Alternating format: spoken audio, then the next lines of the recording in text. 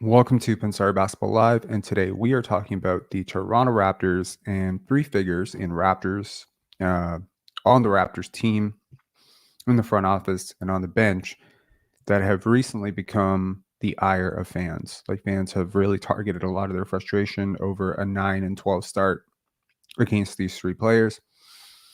Earlier in the season, it was, Gary, Grady, Jalen McDaniels, Malachi Flynn.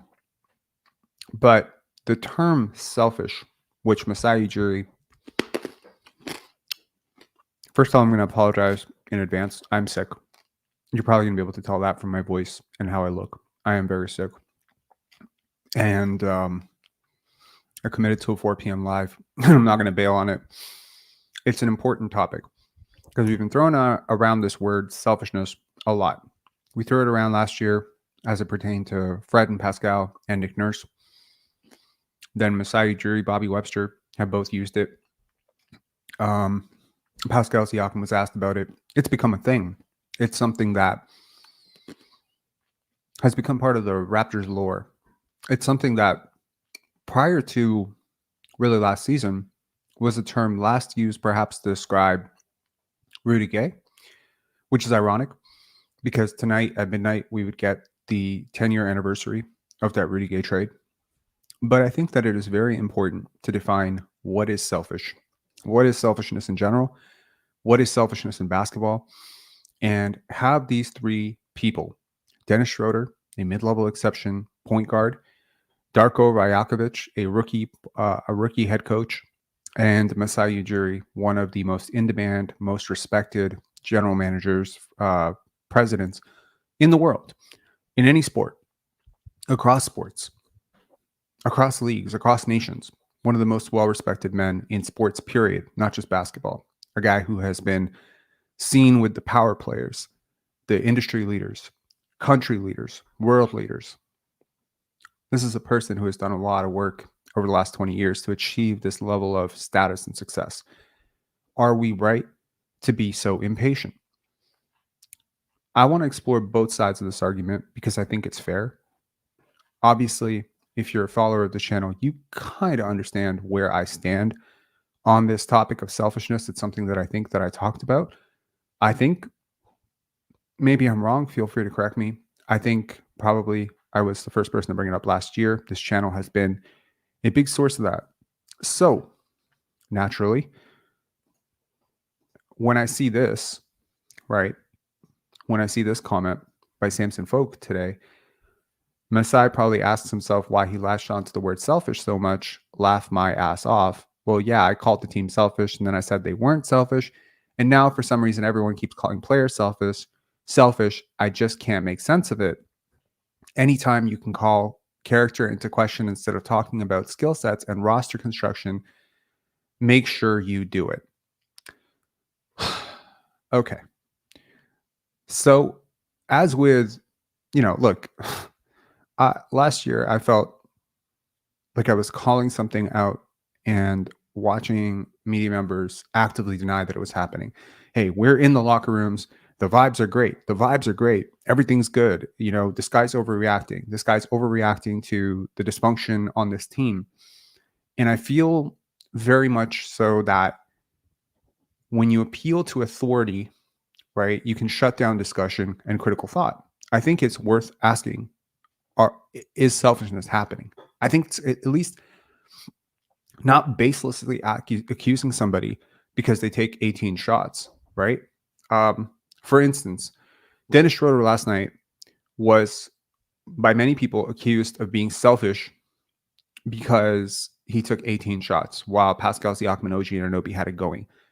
And so a lot of people on Twitter, and if you haven't been on Twitter, go on Twitter. Just Google Dennis Schroder and see what people are saying. It is a bloodbath.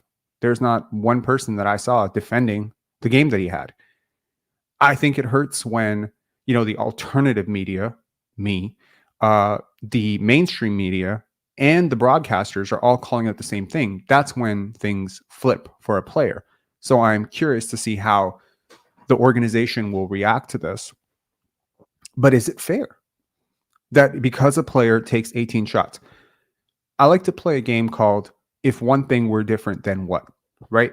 So, for instance, if Dennis Schroder was not Dennis Schroder, if he was John Morant and he had the exact same game he had last night, would we be upset?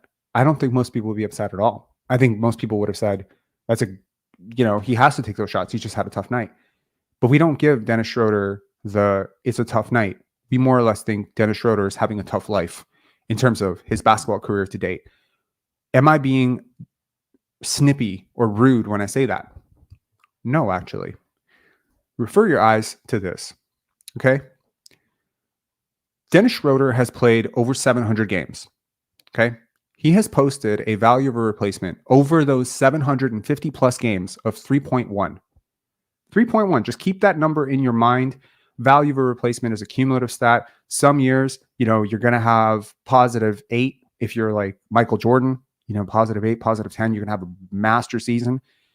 Some years on the maybe tail end of your career, or maybe when you're a rookie, you're going to have negative value of a replacement, which means you are below a replacement player. Dennis Schroder, across 750 plus games, has a value of a replacement cumulatively on his career of 3.1. What does that mean, Rob? This 3.1. I go back to what Kaya said of these numbers mean nothing without context. Let me put it into context.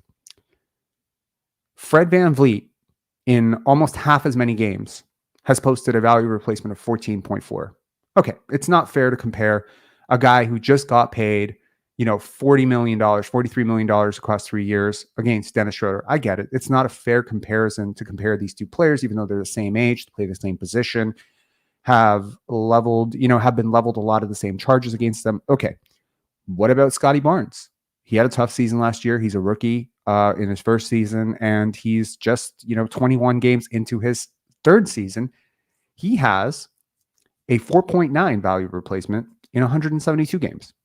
So if you want the math on that, he has played almost 5 times fewer games and has almost gotten more value replacement by 50%. Okay, not completely fair. Scotty is a top 5 pick and he's rookie of the year and he's a really good player. What about DeLon Wright?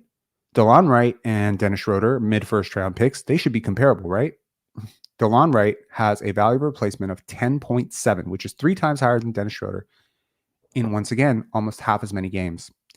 What about Patty Mills? A career backup. No one has ever accused Patty Mills of being a great starting point guard, right? He has a value of a replacement in just a few more games than Dennis has played. He has a value of a replacement that's almost 3 times higher, which is 8.9. The analytics do not like Dennis, but why? Why do the analytics not like? He's a very inefficient player. He's a very inefficient player, and his defense is massively overrated. And he's career been on so many different teams. And so what I think is unfair is to hold him to the standard of a starting point guard. Someone mentioned in the comments, I think it was Chris Officer, he said Dennis is just being Dennis.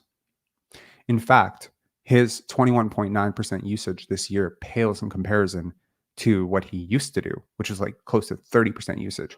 I mentioned it in a previous live. Dennis Schroder is top 100 all time in terms of usage, career usage. Okay. Maybe we need to compare him to more of a shoot first point guard or a guard. So let's compare him to Lou Williams. The numbers are there for you. You can expand it and make it a little bit larger, right? Lou played a lot more games. Fine. He scored fewer points. Look at the value of a replacement gap. Just look at it. There's Dennis Schroder would have to play like a Hall of Famer for the next 5 years to catch that gap. Or he would have to play like an all-star, above average all-star. He will never catch this. It's impossible. So when we talk about a career 6-man spark plug who wasn't overly efficient in Lou Williams, he still managed to have a significantly bigger impact. Why?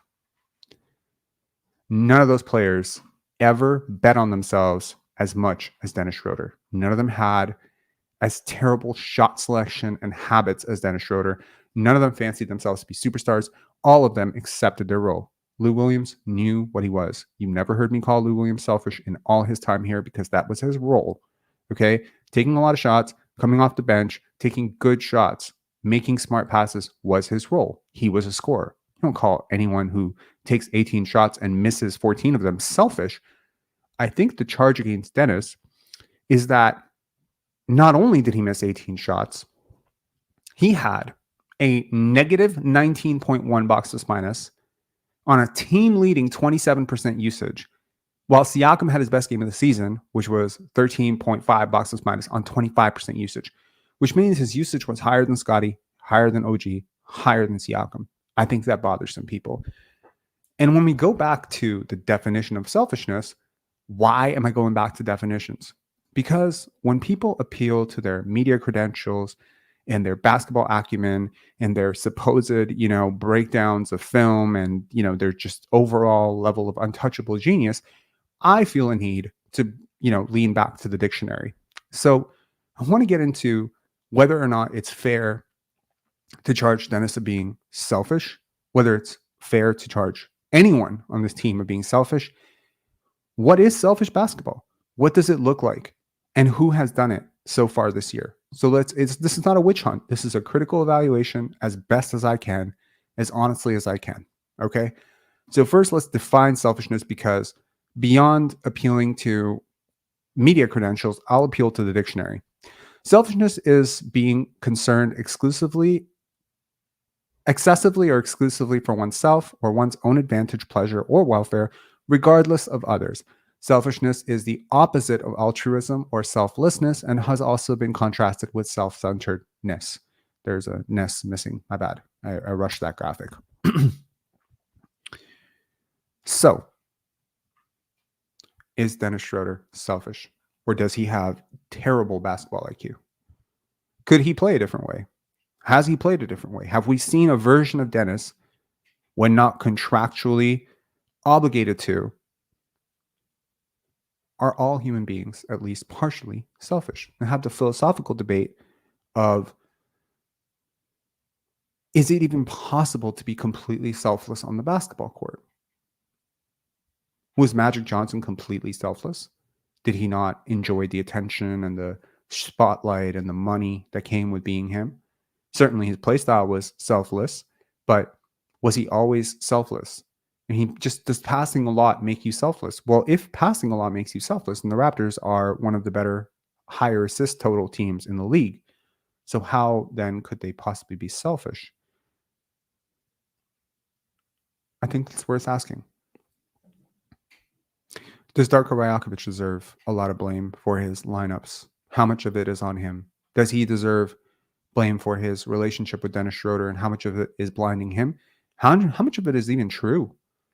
I mean, we've heard endless compliments from Darko towards all his players. Pascal, Jakob, we've heard him liken Jakob to Domantas Sabonis, which is insanity. We've heard him liken Scotty Barnes to, the next Jokic. We've heard him talk well about Gary, Boucher, OG Anunoby, Pascal Siakam. I mean, some more than others, but certainly this idea that he just spends all his days and nights thinking about how good Dennis is. I mean, if nothing, I think his greatest sentiment is towards Malachi Flynn. So how much of this amplifying sense of Darko's pet has been created actually by Dennis overly talking about their relationship in every single scrum? I'm here for Darko. Darko and I have this relationship. I have this fantastic relationship with the coaching staff, over and over, cementing one's authority. It is highly, highly manipulative behavior. It is something that should send up red flags. If you have even an ounce of common sense, no one comes into a new situation as a journeyman backup guard and claims to be here to be the leader. He didn't say, I'm here to provide some leadership if I'm needed, which is kind of the tone that Garrett Temple and Otto Porter took. Certainly, by the way, two players that have a much more legitimate claim to leadership credentials and tags because of where they are in their careers, where they are as men. And this is not shade on Dennis Schroder. Certainly no small accomplishment. Playing over 800 games in the NBA is no joke. Winning, a world championship is no joke.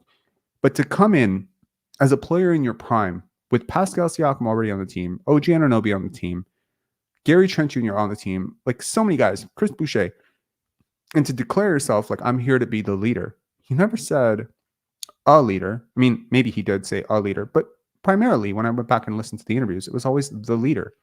As the leader. This is behavior that bothered me a lot about Fred VanVleet last year too, and I called it out where I said, if you are really the leader, you don't have to announce it every single interview. This bothers me. The media friendliness and the over access has bothered me. But is this selfish? Well, let's go back to the definition. Is it being concerned exclusively or excessively with oneself or one's own advantage? Well, does providing access to Will Lou hurt his teammates? He's not being overly critical of his teammates. He's certainly overstating his own role and overstating his own career and importance. So there's a bit of grandiosity there. But is there like a direct, like, okay, I'm going to have access to the media so that I can talk shit about Scotty, Pascal, and Jakob and wash myself of all the blame of what's going on, like what Fred VanVleet did last year, where he just constantly harped on younger guys, etc. I haven't seen that behavior from Dennis Schroder. So kudos to Dennis Schroder. Props where props are due. He has not used yet his position of advantage as one of the elder statesmen, one of the better spoken, quite frankly, interviews, one of the more media savvy. I mean, he has 87,000. I think he has 87,000 subscribers on YouTube. He has a pretty big following. He makes vlogs. Now, he's not making them, but he's participating in them. We haven't seen this in a while. Maybe the last guy to sort of do this is Scotty, right? So it's interesting to sort of see how Dennis sees himself versus how the numbers see Dennis.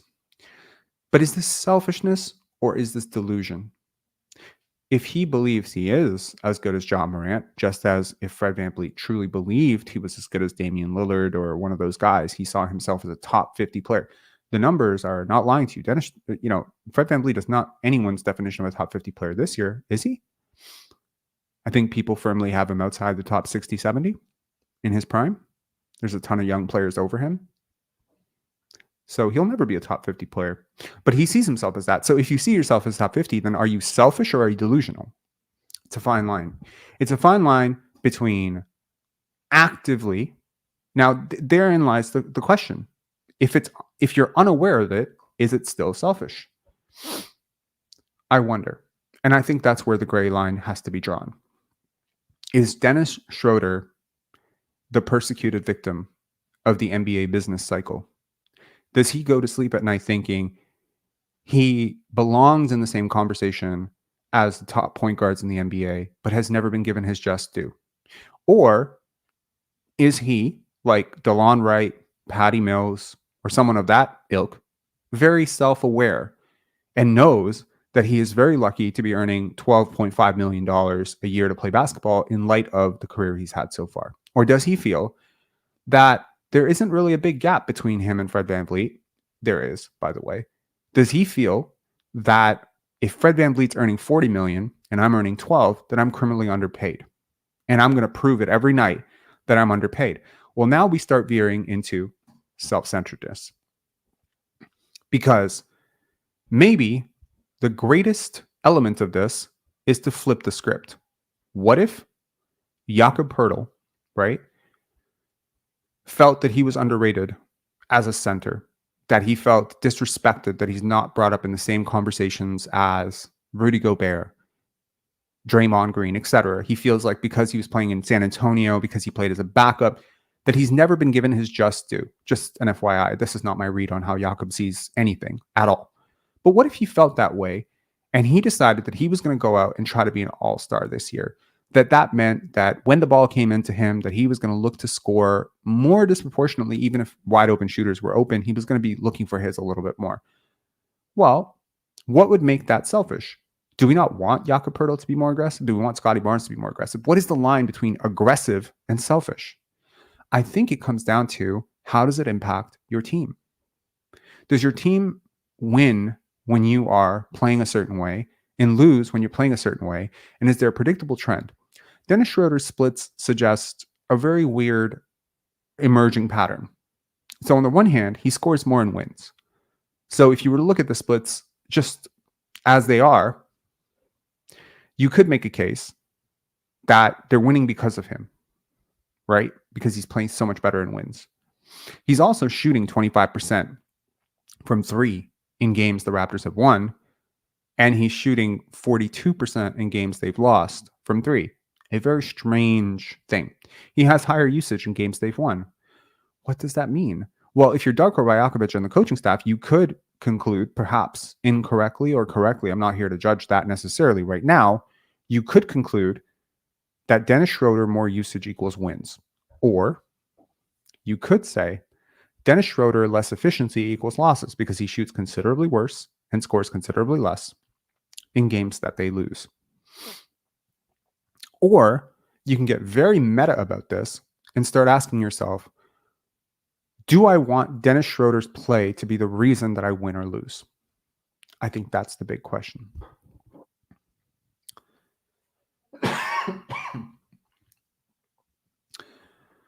I think, and again, I apologize for anyone joining late. I am sick. I have a fever.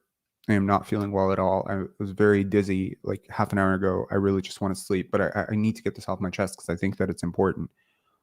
God, I've lost my train of thought here. So to the specific point of Dennis, I think we can go down one of three avenues.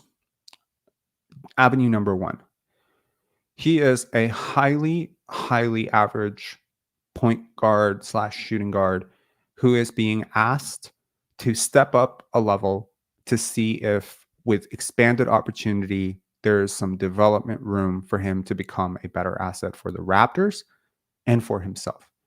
That there is a mutually agreed upon agreement. Gosh, English, Rob, come on. A mutually agreed upon settlement between the Raptors and Dennis Schroder of we bet on you, you bet on us. Certainly, maybe this team feels that Fred leaving left a vacuum that they weren't quite ready to hand over to Scotty or Malachi or Jeff or one of those guys. So they felt they needed to get him. A lot of people have said that Dennis Schroder wouldn't be here if not for Darko. I think that's because Dennis Schroder has said that. Actually, I knew 3 to 4 years ago that the Raptors had a great deal of interest in Dennis Schroder prior to Darko. So who's to say that there was a competing offer that was more lucrative and an opportunity where he would start? Who would Dennis Schroder start for in the NBA right now? There's not one other team that I can think of where he would immediately go and start. San Antonio, maybe, but unlikely because they're not starting, a point guard. They're starting a power forward at point guard. Would he start for Washington? There's no other team in the league that would hand Dennis Schroder a starting spot. The Lakers included, the Heat included. Maybe the Heat. Maybe. It's possible, certainly, depending on how they felt about Lowry. But he's not a better player than Kyle Lowry, and he's never going to be. But they were starting Gabe Vincent. So, as someone who believes that Dennis Schroder is marginally better than Gabe Vincent, maybe there are like 2 to 3 teams that would start him. But it's highly unlikely to me that they would. And if they would start him, it certainly would not be because they think that he's a starting level player, but rather because they lack a starting level player and he would be the best they could do, which is exactly where the Raptors are. So ultimately, I think that's door number one, that this is an arrangement in which a guy has been kind of asked to come in. They're going to test it out for a year, test the hypothesis, see if he works the way they expect him to work. It could very well be your miniature version of the Rudy Gay, last-ditch effort thing for this front office, where they want to see if something they've been thinking about for a while actually works. And worst case scenario, this summer, he becomes a $12.5 million expiring contract. C'est la vie. And if you determine throughout, now and then that Scotty's ready to be a point guard, then certainly Dennis can be moved to the bench quite easily, and it would be an affordable contract. If Malachi doesn't work out, once again, we end up with flexibility. We want the 2-year offer. We want to give Otto 2 years, flexibility. We want to give, Dennis Schroder 2 years, flexibility. This lack of commitment, to me, is concerning. You want to make a decision, go extend a guy for 4 years. When's the last time the Raptors extended someone for 4 years? Now, you might say, they've done it for all the wrong players. They gave Kem Birch, unsolicited for no reason, a 3-year contract. Is that a bad deal? Sure. We'll get to the Raptors component of this and Darko's component of this as well. I don't want to ramble forever, but I want to get off this point. Door number one is Dennis is a role player who's been asked to play above his head. And the Raptors consider it a win-win, where if he does well, they have a starting point guard who can be flipped potentially, or they just have a starting point guard at not starting a starting salary, in which case that's a win. Or it doesn't work out overly well. He continues to be kind of roughly the player he's always been, which is sort of a negative impact, borderline, decent backup player who's over his head with the responsibilities with starting point guard, can't really run the offense, etc. And you pull the plug on this experiment and you flip him for something, somewhere down the line, because it's not like he's just going to fall off a cliff like Ken Birch, right? Or let's go down door number two. Door number two is he has come here precisely because he sees an opportunity to do exactly what Fred VanVleet did, which is hijack an offense, win a bunch of games as a starting point guard, knowing damn well that the defense is going to be doing so much of the heavy lifting. See, that's the problem. Just because you're a starting point guard on a 41-win team, that's why analytics are so important, right? If the Raptors manage to win 41 games, a lot of people might incorrectly assume that Dennis Schroder is every bit as good as Fred VanVleet. And that would be incorrect. He is nowhere near Fred VanVleet. It's possible. Let me give you an example. Let's say that the following team, right? Rajon Rondo, Ray Allen, Kendrick Perkins, Kevin Garnett, Paul Pierce, starting lineup. That's a real team that existed. If they win 60 games, how much of those 60 wins is Kendrick Perkins responsible for? Not a lot. Not a lot. But he's there. He's there. He was there. He was in the finals as a starting center twice. He started in the finals for the Thunder. Started in the finals so Kendrick Perkins, as a team player success, has had more successful career in terms of getting to the finals than Marc Gasol. Is he a better player than Marc Gasol? Not even close. He's on some really good teams. Dennis Schroder last year was on a really good team. They made some noise in the playoffs. He had some big moments. He was in a big market. It was really good for his brand. He took a minimum contract to bet on himself, and it paid off. He got a 2-year deal. But is he here to recoup some money? Did he just see what Fred VanVleet did and decide, hey, let me do the same thing? And if the Raptors don't pay it to me, at least I'll cement myself as a starting level point guard in my prime on a 41 to 42 win team. And no one will bother to dissect how those wins were won. It won't be necessarily all that relevant that I post a negative box plus minus and negative value of replacement for an entire year for said team. I was the starting point guard. I was the leader. When you start thinking about it in that terms, door number two absolutely makes Dennis Schroder very selfish. Door number three is that he genuinely doesn't know that he is this player. He has a complete, like those people who say, I'm so fat. And you're looking at them and they're like skin and bones, like a body dysmorphia or something, like where you can't even see yourself. Is that what's happening? He sees himself as a starting level point guard, one of the best point guards in the league. He feels like he's been slept on. Not the first player to feel that way. I think almost every single player, not every single player. I'd say if you polled 70% of players and asked them if their 2K rating was too low or too high, they would tell you it's either just right or too low. Most people think they're better than they actually are. Confidence is very good for an NBA player. You certainly don't want a point guard who's second guessing himself all the time. But you do need a point guard who is self-aware of not only his strengths and weaknesses as a person, but also strengths and weaknesses as a player. Otherwise, you have moments like last night, which drive fans crazy. Because as your franchise player and your ascending franchise player is struggling, and your franchise player, your current highest paid player and your, top player that night is cooking, you find a way to have the highest usage, and people can't stand it because nobody sees you the way they see Ja Morant. I don't even think people see him. I hope people don't see him the way they saw Fred VanVleet or Kyle Lowry, because as I've shown you, the numbers suggest he's not even DeLon Wright or Patty Mills. Someone needs to have a conversation with Dennis Schroder about who he actually is in the NBA. And this conversation is long overdue. As a person who watched him in Atlanta, OKC, Boston, LA, Houston, this is a player who has hijacked a lot of offenses that I watched. And it always made me upset. And as a bench guard, you can minimize it because just like with any bench player, if he's cooking, you let him. If he's not, you bench him. When he becomes not only your leader, your starter, a minutes leader for you, a usage leader for you, one of your top 3 options on a nightly basis, to me, this is insanity. It needs to stop. There is not one winning team in the NBA, not one winning team in the NBA. Fact check me on this. There is not one winning team in the NBA that has a player as bad as Dennis Schroder. You have him third. This is a problem. This is a very big problem, and it needs to be solved very soon, very quickly, because there are a lot of players on this team that could effectively give you more with what he's doing. Is he essential? To some extent, yes. Is he totally useless? No. Is he overpaid? Not really. I think he's around fairly paid.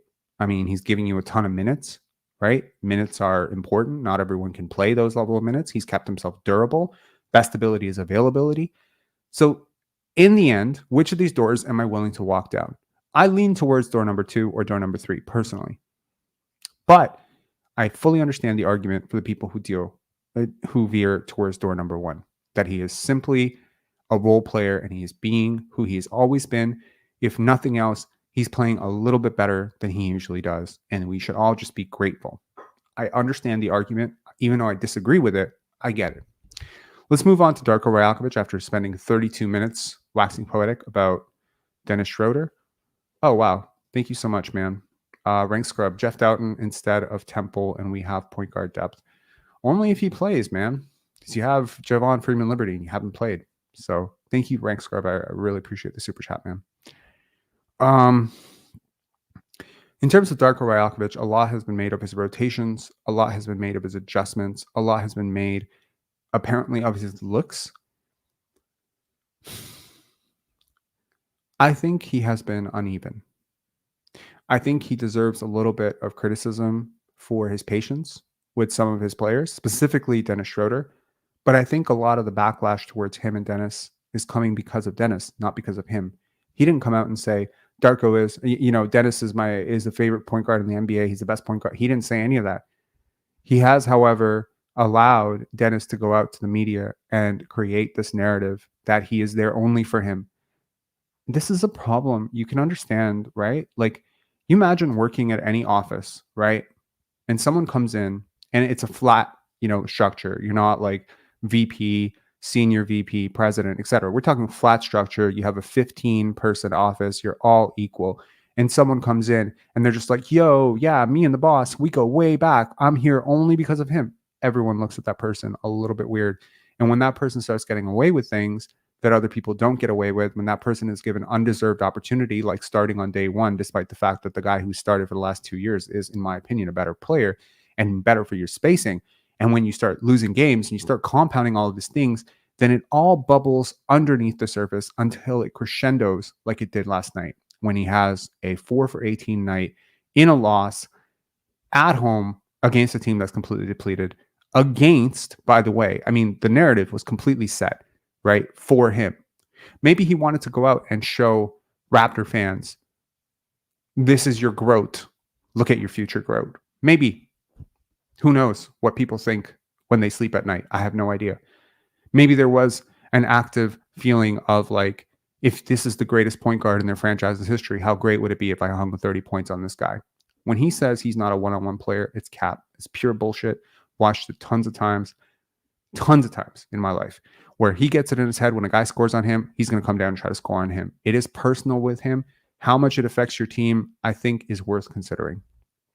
But to the specific charge, Darko, what is his job? What is his control? And what do you expect him to do differently? I think he's been charged with a lot. He's been charged with a few things.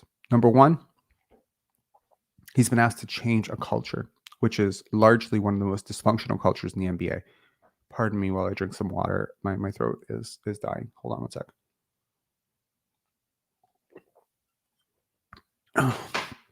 Number two, he's been asked to implement a less ball dominant, more egalitarian, more European offense with players who, quite frankly, don't play very well in that style, have never really played that way in their professional careers, and they're not necessarily suited towards it.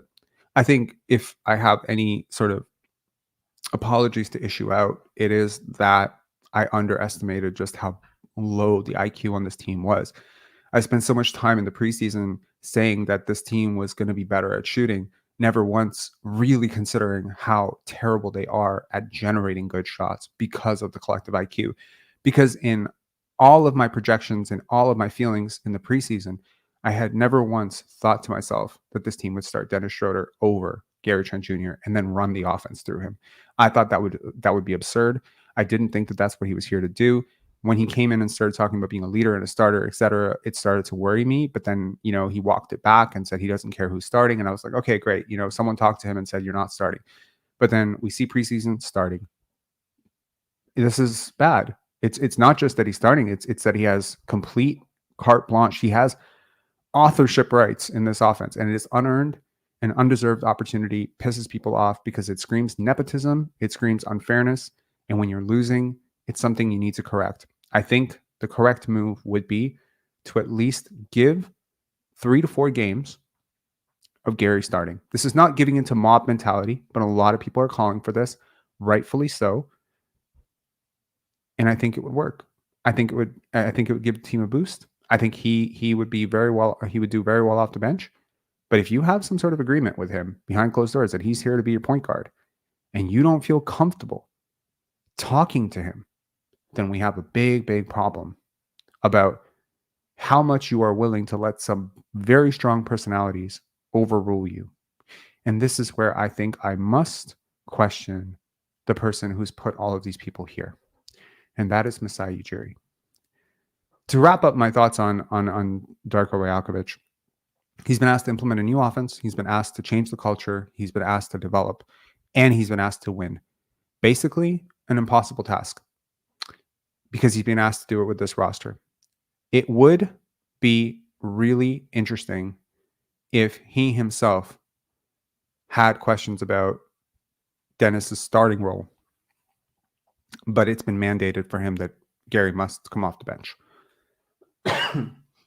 Never underestimate the, power of politics and money when it comes to sports.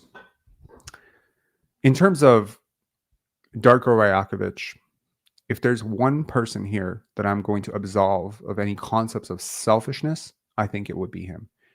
Because to me, and again, it's just my reading on it, regardless of how I feel about his coaching, his lineups, sometimes his stubbornness, it feels to me, and it could be wrong, I'm open to that he genuinely wants best for others.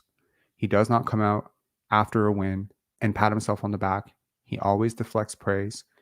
When given an opportunity, to discuss how they shut down certain stars, he's never missed a beat to praise Otto or OG or Scotty. He's never missed an opportunity to praise somebody. These are all extremely positive qualities in a coach. And I wonder if he believes everything he says sometimes, because man, this guy waxes poetic like crazy. And it's like beat yourself over the head with optimism, But I wonder how much control he actually has. How much say did he have in this roster? Is he really the reason that Dennis is here? These are big claims to make without any evidence. You have no evidence that Darko called him and said, come. You have no evidence that he even had the power to do that. This is just a narrative that Dennis has come on with, that he's here for Darko. He's here. And we don't even know if him stating that over and over is not a vote of confidence for a rookie head coach. We don't even fully know that this isn't some sort of ploy to gain political advantage, but rather it could very well be just him showing his new teammates how much they need to trust in this guy. Because look at how much he helped me. I'm here for him. He's such a great... See, assume positive intent. The whole scenario flips around completely. Are we willing to buy it, though? Worth questioning. See how this conversation keeps coming back to Dennis? I apologize. I'm trying to keep my thoughts streamlined, but hopefully this is making some sense, even if it's a little bit rambly. I don't think that Darko is selfish. I do wonder how, and I also don't think he's a bad coach. I think the task at hand, given the personnel at hand, is difficult. It's very difficult. You consider that Greg Popovich has lost like 15 straight games. You consider the fact that Monty Williams, these guys are very esteemed. The two highest coaches in the league are on 18 and 17 game losing streaks. What is the gap right now between the Toronto Raptors and those teams? It's big-ish. Scotty's certainly the best player on those teams. Pascal's certainly the most accomplished player on those teams. But how big is it? Is it, like, what are you expecting? Were you expecting 12-9? Is it that much bigger? The league is competitive. The Raptors have had a lot of self-inflicted wounds. He's calling timeouts because guys are not getting back in transition. That's not scheme related. That's personnel related. That's player related. That's effort related. I can't jog for you. I can't sprint for you. I can't close out for you. I can't pass for you. I can only preach. And every time I have heard him in the post game, there are three things that remain very consistent. Number one, he's consistent. He's never changed his tune about what he wants this team to be and how he wants this team to play, regardless of how they actually play, regardless of what he's had to cave into, regardless of who plays what way, regardless of what happens. He's always committed that this is the right way to play, and this is the way I would like us to play. Number two, he's always been accountable. When he makes a mistake, whether it be a rotation, lineup, etc., he typically holds himself accountable without being prompted to. This is an incredibly good quality to have, and certainly not a quality you had in your last coach. And the third thing is he really gets it in terms of basketball. Just this is my opinion, certainly. But in terms of basketball philosophy, the way the game is going, the way basketball ought to be played, he feels like the right person, the right mind for understanding spacing concepts. I'm curious to see what he would do with a better roster. I'm curious to know how much of a role he has had in terms of empowering Dennis. I'm curious to know how much he would like to do if he had more power. What would he do as a fourth-year head coach right now as opposed to a first-year head coach just scraping by? Because let me tell you, he's worked for 35 years towards this opportunity, or 30 years towards this opportunity, right? 30 years building up to this moment to be a head coach. You get fired in 1 year as a European head coach, given the track record of international head coaches in the NBA coaching North American athletes. Not only do you make it next to impossible to make yourself hireable as a head coach, so it's sayonara, see you later. That's first thing. Second, you make it really hard for anyone who comes after you because it's a copycat league, and you have to consider the implications of what happened to the first Serbian head coach. Phoenix hires him, fires him within a year. I believe it was Phoenix. And I think it closes some doors for international coaches. There are a lot of really smart coaches in Europe, Italy, Serbia, etc. The Raptors had firmly narrowed their search down to 3 international coaches. This is the direction they wanted to go. This is the basketball they want to play. If it doesn't work after 1 year, if you fail disastrously, there's a lot of problems that you not only create for yourself going forward, but also for your countrymen, for your people from your continent, for international coaches in general. Darko represents so much to a lot of people, and I think that the broader implication here isn't fully appreciated by most people, not fully thought about, but try to understand where he's coming from too, right? He's been given an almost impossible task where success is next to impossible. If he develops everybody, but they miss the playoffs, it will be considered a failure. If he, with this roster, not without this roster, if they make trades, certainly, and we'll get to Masai Ujiri as the final bit and Bobby Webster. If he makes the playoffs in spite of development, it'll be considered a failure because it's not a contender. If he implements a new offense, but everyone struggles, he'll be considered a failure. Do you understand what I'm saying? If he wins, but the style of basketball reverts to the way it was last year, people will call him a failure because he didn't implement the style of basketball. So basically, he's threading the narrowest of needles, which is that he has to implement a new style while developing, while winning with this roster, while maintaining or improving team culture day by day? Has he done a good job? I think he has. Has he been perfect? Hell fucking no. Not even close. But try to understand that those people on Twitter calling him the worst coach in the NBA do not know what the fuck they are looking at. There are a lot of coaches that are worse than him. There are quite a few coaches who might be better than him. And certainly one of the names that I think might have worked better would be Ime Udoka. And he was eligible for this job, decided not to take it because of the market, blame the media. But I think that guy might have been a better fit. But I think long term, 3-4 years down the line, we might be singing a very different tune about Darko Rajakovic. It's a small sample size. I preach patience with him, but cautious patience. And I think he needs to develop. I think he needs to get better. I think he needs to get better with a lot of things. I think he needs to give up on some of those lineups.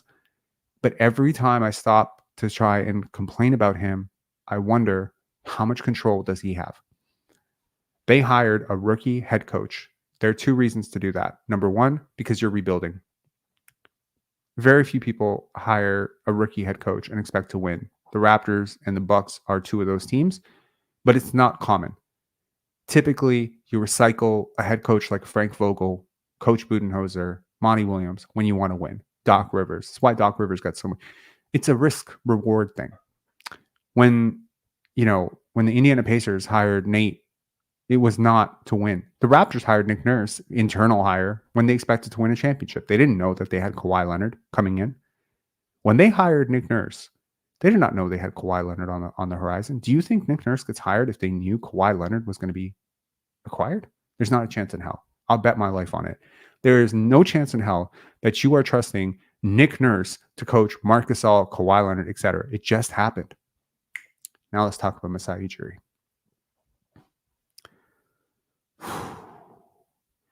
A lot of people on this channel have said that I have not been critical of Masai Ujiri. The one video that I made that was pretty critical of Masai Ujiri got a lot of slack, got a lot of hate for that.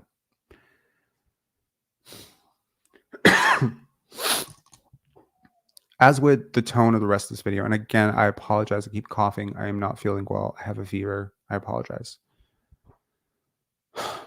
Sorry, guys. One sec.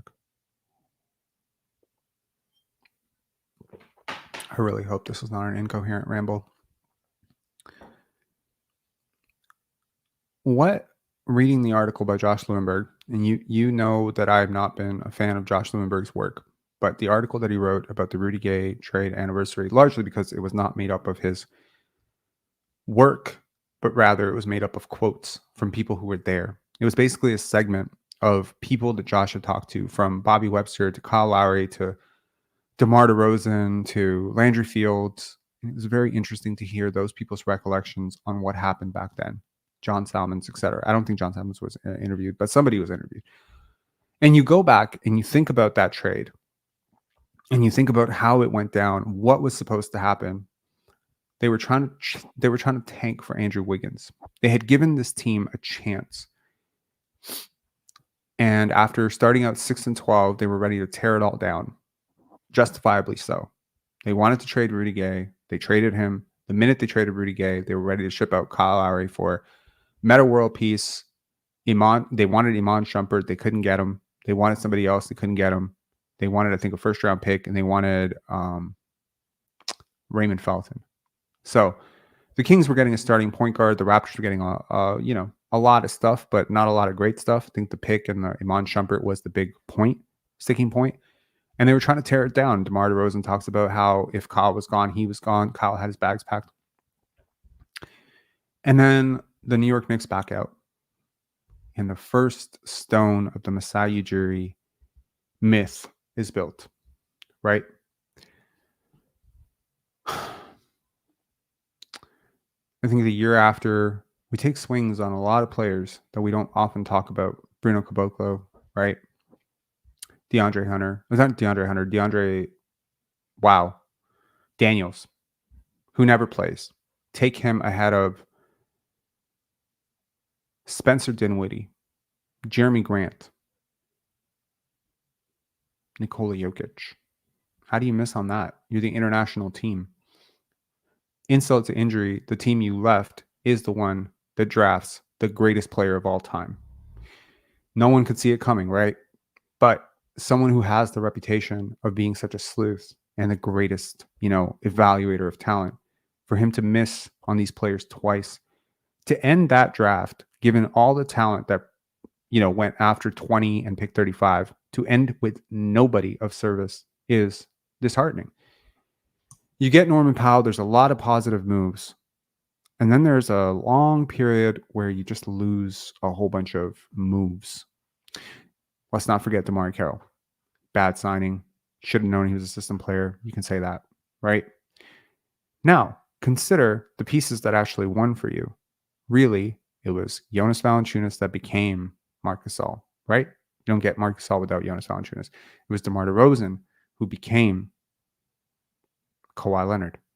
You do not get that. And Kyle Lowry, who was your second best player on that team, who put all those people here? The laughingstock, Brian Colangelo. Dwayne Casey, his time was done for years and years of failed adjustments, but we couldn't let go of Coach Casey. Oh, we can't let go of Coach Casey. Oh, my heart was breaking when I, had to tell DeMar DeRozan that he was gone. Oh my God, my heart was breaking when I had to tell. Okay. This is a problem. This is a business. It's a business of basketball. And so I need to ask this question for the first time in my life. Is Masai Ujiri selfish? Interesting, right? Think about it. Really think about the definition that I laid out earlier. Selfishness is being concerned excessively or exclusively with oneself or for one's own advantage, pleasure, or welfare, regardless of others. Selfishness is opposite of altruism, selflessness, and has also been contrasted with self-centeredness. How can we divide the activist, the human being, the dude with the executive? Stubbornly holding on to players that you have a personal affinity for, when it's clear that their time has passed. Wanting to maintain the good guy image at the expense of having guys just walk for nothing. Prognosticating and evaluating, calling things patience when they are in fact hurting you. The other day I Googled the definition of procrastination. It said deliberately putting off things that are expected to hurt you. The second part is important. You see, you don't file your taxes. That's not patience. That's procrastination, because it will hurt you, because you will be billed for it. You don't pay a ticket. The ticket accrues interest. You don't pay your property tax bill. That's procrastination. You don't apply for a job because you're afraid.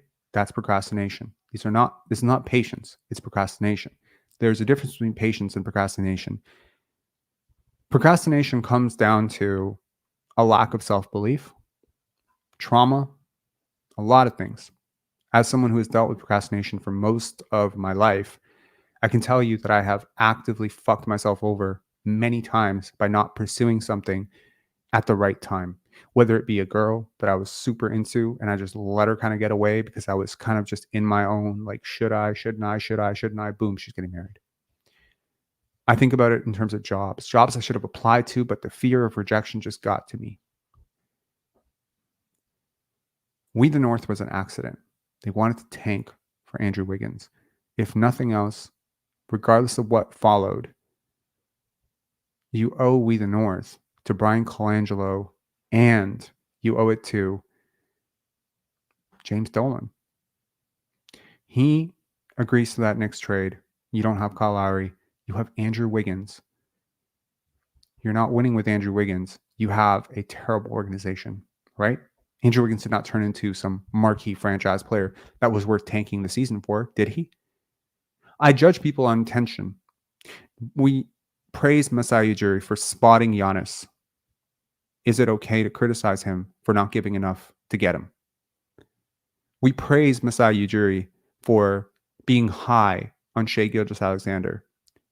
Would it be fair to be critical of him to not trade for him? Because when I describe Shai and Giannis, I just described two of the 5 best players in the NBA right now, maybe the 6 best players. You knew who they were.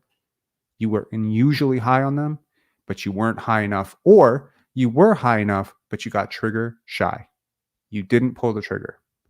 And time again, whether it be trading Kyle Lowry, trading Fred VanVleet, trading, Marcus, like not Marcus, yeah, Marcus Gasol.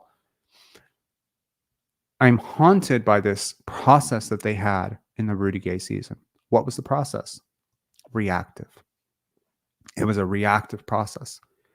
When you go back to the Thaddeus Young trade, what was it? It was a reaction to a winning stretch of basketball that the Raptors put together a bunch of wins, and they decided, hey, we're going to go to the playoffs and we're going to get Thaddeus Young and we're going to sacrifice the draft pick a little bit. If you are the talent evaluator that you genuinely think you are, then you passed on Christian Brown, Andrew Nembhard, and Walker Kessler in order to get Thaddeus Young. If you believe that they would have drafted those guys, Nikola Jovic, whoever you value in that range. You drafted Jakob Poeltl over Domantas Sabonis, a fact that is seldom ever talked about, but should be talked about because that's a failure. If you want to go specifically to, how we evaluate draft picks, the guy literally plays the same position and is twice the player. If you want to look at the analytics, he is twice the player. You technically drafted Jakob Poeltl over 2 All-NBA forwards. He just happened to have picked the second one at the 27th pick. I wonder how much Masai Ujiri and Bobby Webster would get criticized if they had made that Kyle Lowry trade, or if James Dolan had allowed them to make the Kyle Lowry trade. Would they have been fired very quickly? They deserve a lot of credit as well. They did deliver a championship. They certainly did. They did. They drafted very well through that process. Identifying Fred VanVleet is no joke. Very few franchises in NBA history have identified an undrafted player as successful as Fred VanVleet has been. And they spotted him. Scotty Barnes over Jalen Suggs is a really big move, and I think it deserves some credit. I do, however, want to say that off the record, I have talked to a lot of people that would know the Raptors were not the only team that would have made that decision.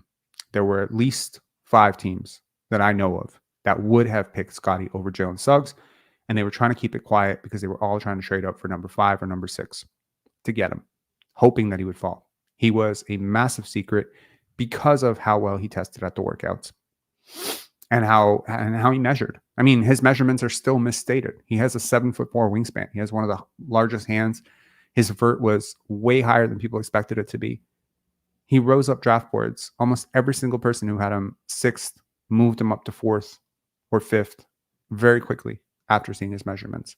The Raptors just happened to be the team that got the 4th pick. Last year, the Raptors had, once again, an opportunity to tank properly in a generational draft. And when I say generational, I do mean generational because of how it was touted and the chance to get that cherry on top. Victor Wembanyama changed the freaking face of your franchise forever, changed the face of MLSE forever.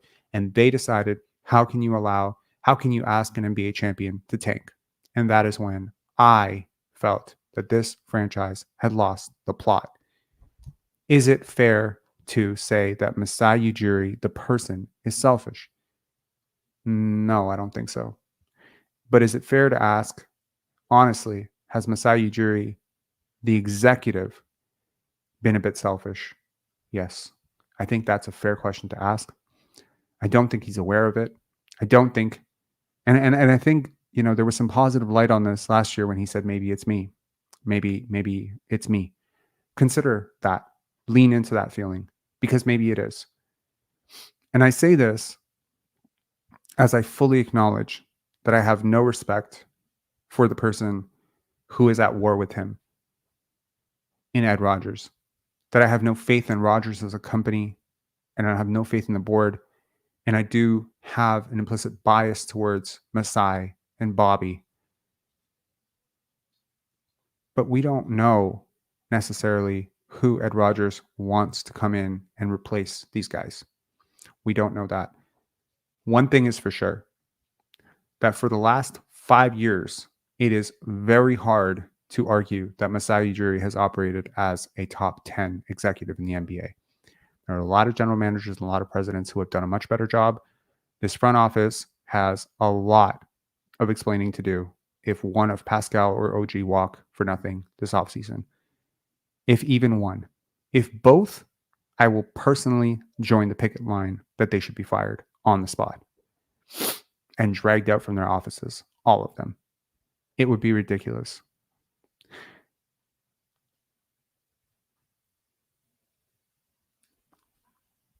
I guess that's what I wanted to say. I think it's worth asking. I think these questions are worth asking. As Masai Ujiri is saying, there will be no selfishness. I think there has to be a look in the mirror and say, how much does your personal self-reflection of who you want to be seen as an executive, your personal attachment to the players you drafted, your side, by the way, complete side initiative of growing the game of basketball in on the continent of Africa and happening to have a lot of African players.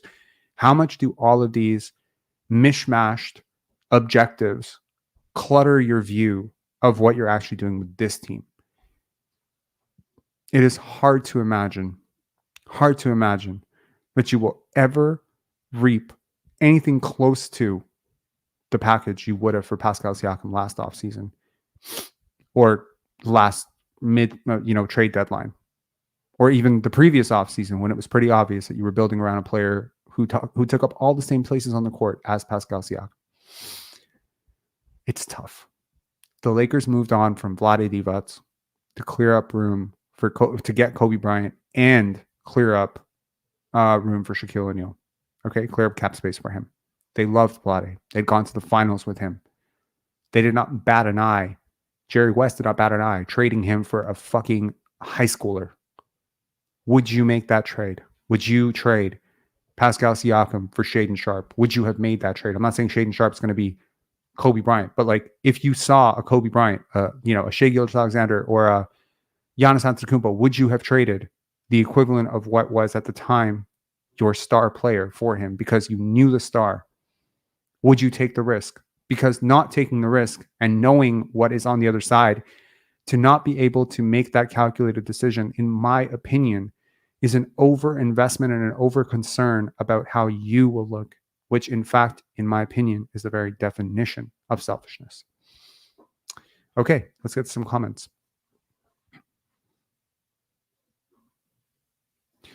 Jacob Isaac, need real hoopers in the front office.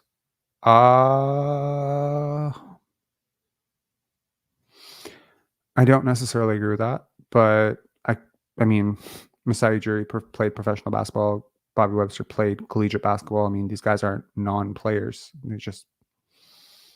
Are you suggesting when you get Michael Jordan? Check his track record. Anyway, I think it's worth talking about. Please understand, I'm not leveling a personal accusation at Masai Ujiri. I'm more trying to understand the professional performance of this front office, why they make the decisions they've made. And as much as there is the veneer of do-goodedness and the impression of patience, I wonder how much of it is self-concern, fear, and procrastination. Right? Anyways, peace, guys. Have a good one. Absolutely do hit like, subscribe. I am off to go sleep. I am very sick. I do want to share something. I just made a massive contribution to my mortgage because the mortgage rates are so high. And I want to thank this community so much because you guys are a really big part of how I was able to do that. All the super chats, big specific, thank you to Goateology for that massive super chat last time. It really helped out. And yes, I'm feeling a little bit like, oh my God, there's not a lot of money in my bank account right now. But the feeling of being able to pay off so much of that mortgage, knowing how high the rates are coming up, it felt so cathartic. It sucks that I'm sick right now and I can't even enjoy it, but it felt good in the moment to just make that happen. And it took all year, of grinding and doing jobs and, everything to save and sacrificing, really, not going out, not buying expensive things and whatever, grinding on these lives, doing so much, trying to grow this channel, trying to grow the festival, trying to grow everything at the same time. So it's just, I just wanted to share that with the community that's made so much of that possible. So thank you guys so much for watching. Someone commented the other day and they said, almost every channel's views are down. People have tuned out. Like my timeline isn't talking about the Raptors. Everyone's checked out of this. but I go and check your videos and they still have healthy views. And I was just like, holy shit, you're right. Like, you're totally right. Like, this community has supported this channel even when they're barely supporting this team. So thank you guys for that. I really appreciate it. Not quite yet. I took a bite out of the mortgage. I still have a hefty mortgage left to go, but that will be cleared out hopefully over the next few years. I've been paying this off for like 14 years, man. 14 years of just trying to get ahead of this. I hate debt. I hate this concept of debt, but I tried to set myself very early in life. And, I worked very hard at my teens to try and make this happen so that I could enjoy later parts of my life. I didn't want to be one of those people who had like a mortgage in retirement. You know what I mean? Like, I want to enjoy my 40s. Right. So I'm trying to take big chunks out of it. Hopefully it's paid off by 2026 and I'll be really happy. Maybe 2027. But the rates are crazy right now. If you're thinking about buying a home, I'm not saying don't, but like, it's crazy high, 5-6%, whatever, depending on your credit. So it's tough, but yeah. Congrats, Rob, in this economy. You killing it, bro. I mean, honestly, I benefited from 2009 economy in terms of buying this place that I live in right now. Very, very lucky. Bought a 2-bedroom condo in Toronto for $151,000. And think about that. That's crazy, right? And I renovated the shit out of myself. So like the floors, I put it in. I don't know, like I put in the kitchen. I did everything except for the bathroom. And yeah, it was a work in progress, and I did it. So yeah, hopefully by the time I'm 40, I will be a homeowner, and that would be awesome because my parents never owned their home. We grew up in government housing. This was a massive goal for me. So I'm just like, it feels good to be one step closer to that. You absolutely can just save. Like, it's the compounding effect of small dollars become big dollars, right?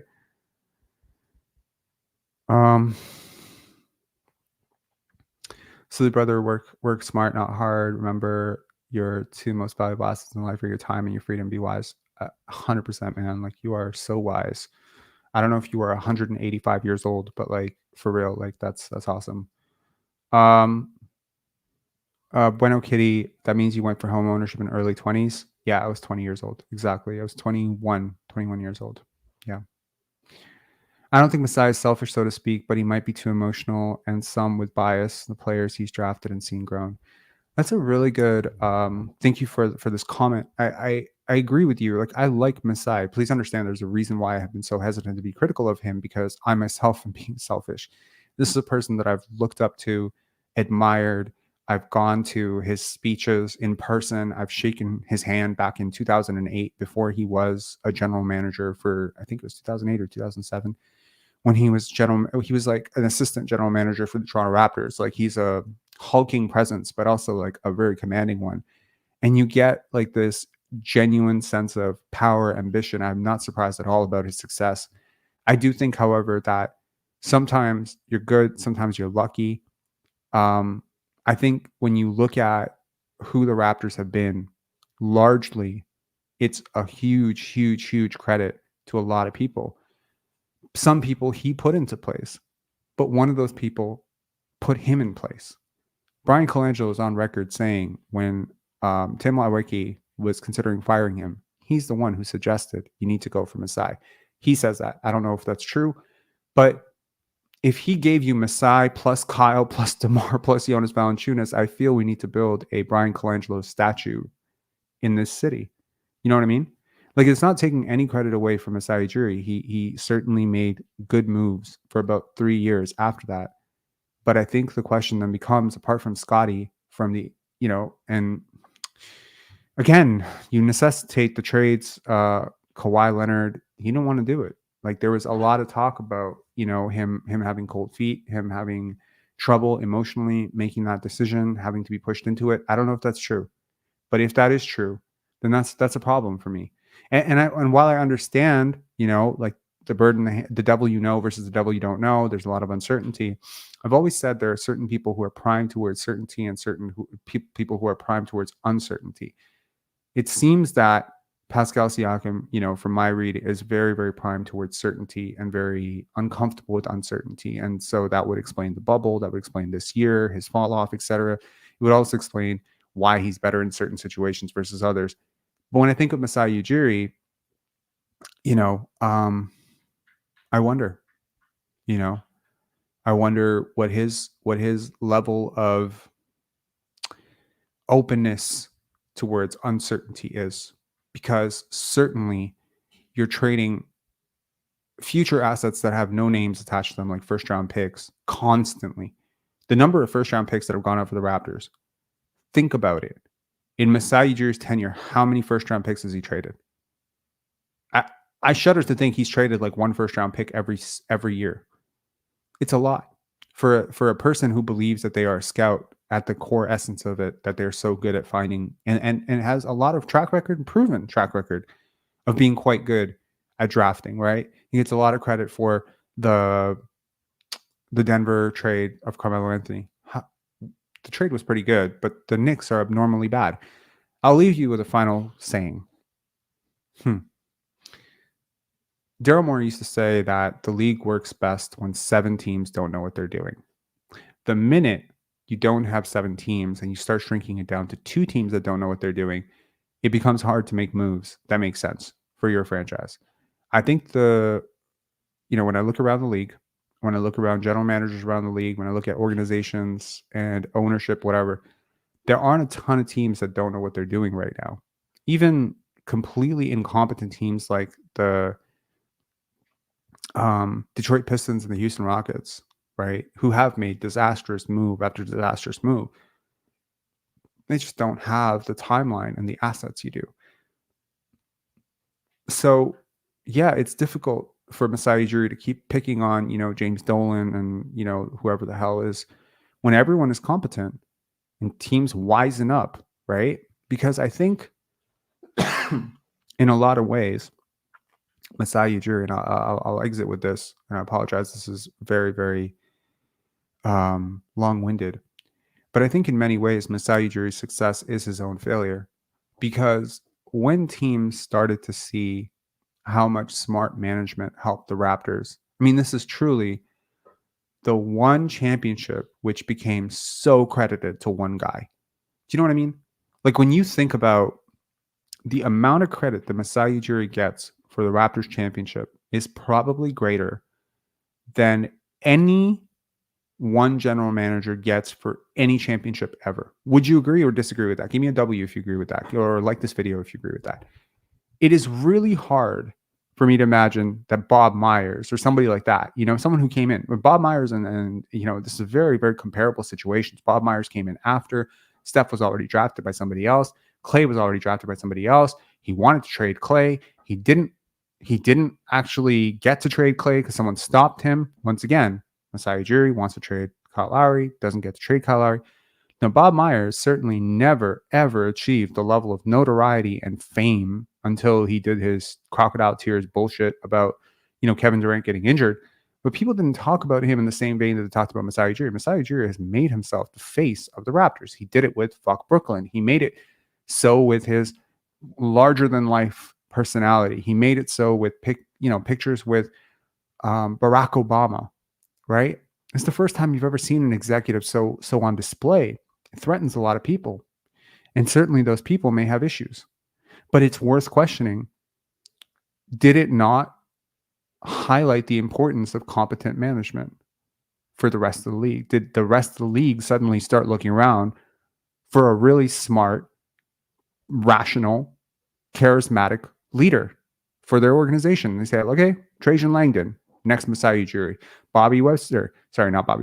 Anthony Parker, next Masai Ujiri. Landry Fields. These are all really smart people. They think about basketball from a very forward-thinking way. There's also one final thing I'll say. It is possible that life passes you by. People peak intellectually at very different ages. There's a very big possibility that Masai Ujiri at 43, 44 operates mentally at a very different capacity than Masai Ujiri at 50 plus. It is not the first time this would happen. If you want a really clear example of this happening, go check chess grandmasters. Go check, the history of how people's brains diminish over time. I'm not saying like he's getting like dementia or Alzheimer's or something. I am, however, saying that at some point, a compounding level of things start to work against you where you get the law of diminishing returns. If you develop a reputation as a guy who always wins trades, people are way more likely to double check when they're trying to do a trade with you, because the underlying assumption is you've made yourself a celebrity, right? And losing a trade to you becomes a public thing every time. James Dolan had to suffer a public humiliation because he lost a trade to Masai Ujiri. Ask yourself a really honest question. When have you ever heard, in other contexts, have you ever heard Kobe Altman lost a trade to so-and-so? You've never heard it. You've never heard this. It's Masai Ujiri.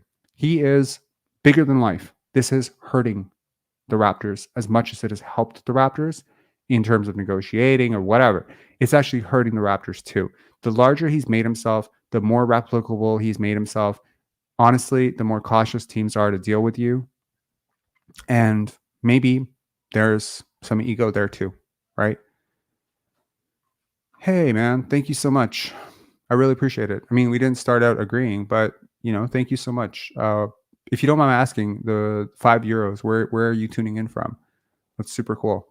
Thank you, man. I don't think I've ever seen you on this channel. But Pascal, thank you so much. That's super cool. Yeah. All right, guys. An hour after I wanted to originally end it, probably, but thank you so much for tuning in. And once again, thank you so much for the support. I hope this was an interesting listen. I hope it gives you something to think about, chew on, etc. But thank you all always for tuning in, and thanks for the super chats, guys. Cheers. Bye.